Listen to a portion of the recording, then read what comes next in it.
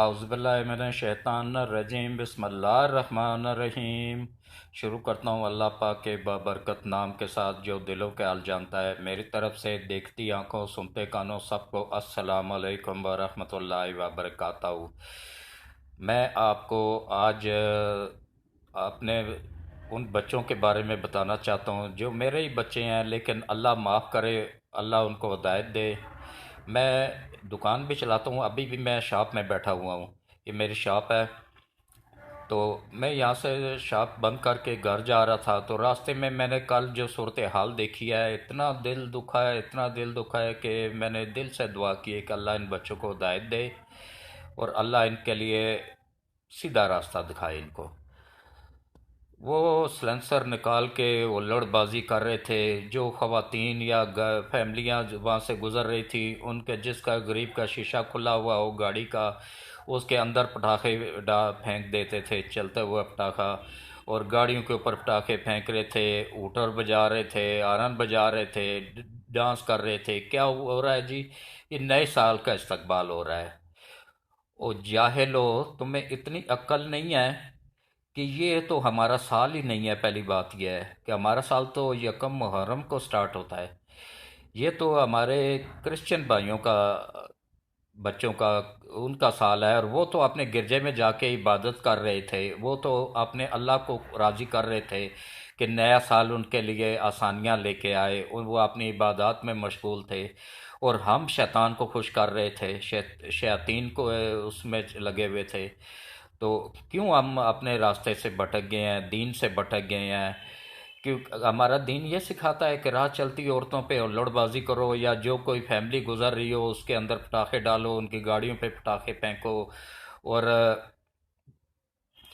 جس طریقے سے سلنسر نکال کے موٹر سائیکل چلاؤ، اور یہ کہاں کا دین ہے؟ کیا ہمارے دین نے ہمیں یہ کچھ سکھایا تھا؟ اور آفرین ہے ان ماں باپ پہ کہ جنہوں نے صرف پیدا کرنا فرض سمجھا ہے، ان کی تربیت کرنا فرض نہیں سمجھا۔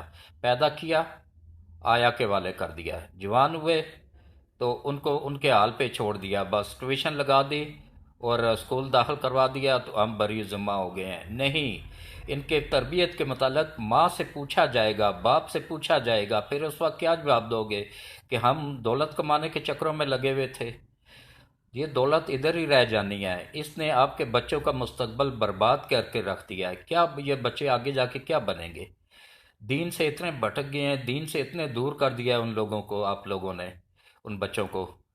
یہ ان بچوں کا قصور نہیں ہے، یہ ان کے ماں باپ کا قصور ہے۔ سب سے پہلا قصور تو ان کی ماں کا ہے، جس نے صرف پیدا کیا، اپنا دودھ پلانا بھی گوارا نہیں کیا، تو ڈبے کے دودھ پہ پالا ہے ان کو۔ ڈبے کے دودھ میں وفا کہاں ہوتی ہے؟ پھر وہ بعد میں جب ان کو آگے سے جوتا لے کے شروع ہوتے ہیں نا، پھر وہ کہتے ہیں جی ہمارے بچے نافرمان ہو گئے ہیں۔ بچوں کا قصور نہیں ہے، ان کو کیوں نہیں آپ لوگوں نے دودھ پلایا جو دودھ میں وفا ہوتی؟ تو ڈبے کے دودھ میں کہاں سے وفا آئے گی؟ اور ان کی تربیت کیوں نہیں اچھے طریقے سے کی؟ ان کو دین کی طرف کیوں نہیں لگایا؟ یہ تو آپ لوگوں سے پوچھا جائے گا اگلے جہان۔ کیا جواب دو گے اللہ سے؟ اللہ نے آپ لوگوں کو اگر اولاد دی ہے، اولاد بہت بڑی نعمت ہے، اس کی قدر کرو اور اس کی تربیت کرو۔ ماں کی تربیت بچے میں یا بچی میں جھلکتی ہوئی نظر آنی چاہیے۔ باپ صبح جاتا ہے رات کو واپس آتا ہے، لیکن باپ کو بھی اتنا لاپرواہ نہیں ہو جانا چاہیے اپنی طرف سے۔ آج کل تو یہ حساب ہوا کہ ایک گھر میں رہتے ہوئے بھی 6 ماہ تک بچوں سے ملاقات ہی نہیں ہو پاتی ہے، ہفتہ ہفتہ 10 دن ملاقات ہی نہیں ہوتی ہے۔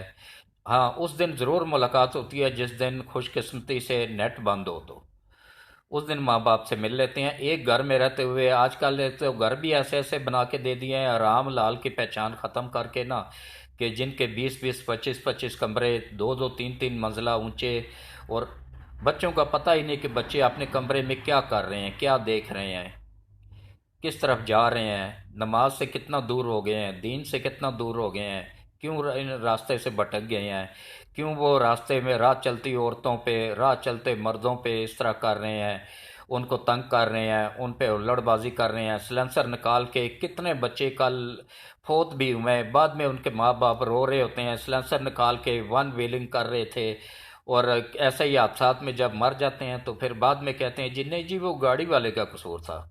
بھائی اپنے بچوں کو کنٹرول کرو نا، ان کو کہو کہ بھائی پہلی بات یہ ہے کہ 18 سال تک جب تک بچہ بالغ نہ ہو جائے اس کو بائک لے کے مت دیں، اور اگر لے کے بھی دیتے ہیں تو اس کو یہ پہلے سمجھائیں کہ بھائی آپ نے اس حد تک چلانا ہے، اور یہ سپیڈ ہے شہر کے اندر اور یہ سپیڈ ہے شہر سے باہر۔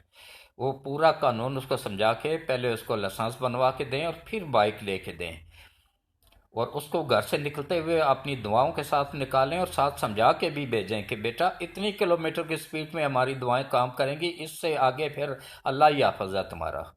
تو اللہ تعالیٰ میرے دل سے دعا ہے کہ اللہ ان بچوں کو ہدایت دے، ان کے ماں باپ کو ہدایت دے، سب سے پہلے تو ماں کو ہدایت دے کہ ماں اپنے بچے کی تربیت صحیح طریقے سے کرے۔ پہلی تربیت اس کی ماں کی گود ہوتی ہے، ماں تربیت کرے، باپ ان پہ توجہ دے، ماں باپ دونوں ان پہ توجہ دیں، اور ان کا خیال رکھیں، ان کی دیکھ بھال کریں، ان پہ نظر رکھیں۔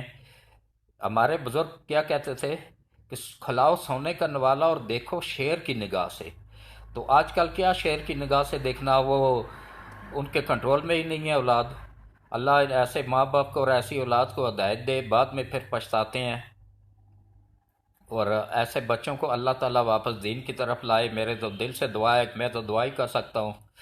اور میں آخر میں آپ لوگوں کو ایک بات کہنا چاہتا ہوں، دیکھیں یہ میرا چینل سبسکرائب، مجھے اس کی ضرورت نہیں ہے کہ مجھے انگریزوں سے کچھ چاہیے، مجھے ان سے کچھ نہیں چاہیے، میں پیسے کے لالچ میں یہ چینل نہیں بنایا ہے۔ میں آخری وقت 75 سال عمر ہو گئی ہے، میں نے صرف اور صرف اپنے دین کو پھیلانے کے لیے، اصلاح معاشرے کے اصلاح کرنے کے لیے کہ بونس پہ چل رہا ہوں، پتہ نہیں کب مالک بلا لے تو چلو یہ میری ویڈیو چلتی رہیں گی تو مجھے دنیا سے رخصت ہونے کے بعد بھی اس کا ثواب ملتا رہے گا۔ میں نے اس لیے بنایا ہے۔ اس کو زیادہ سے زیادہ پہلے پوری ویڈیو دیکھا کریں، اس کے بعد پھر لائک کیا کریں، پھر سبسکرائب کیا کریں، اور اس کے بعد پھر کامنٹس میں بتایا بھی کریں کہ میری ویڈیو آپ لوگوں کو کیسی لگی ہے۔ اور اس میں زیادہ ٹائم نہیں لگتا ہے، پراپر طریقے سے پوری ویڈیو دیکھا کریں تاکہ سمجھ لگے، اور بچوں کو بھی دکھایا کریں، اور اس چینل کو زیادہ سے زیادہ سبسکرائب کریں تاکہ زیادہ سے زیادہ لوگوں تک میری باتیں پہنچ سکیں۔ یہ جب کبھی میں نہ ہوا تو پھر یہ میری باتیں یاد آئیں گی۔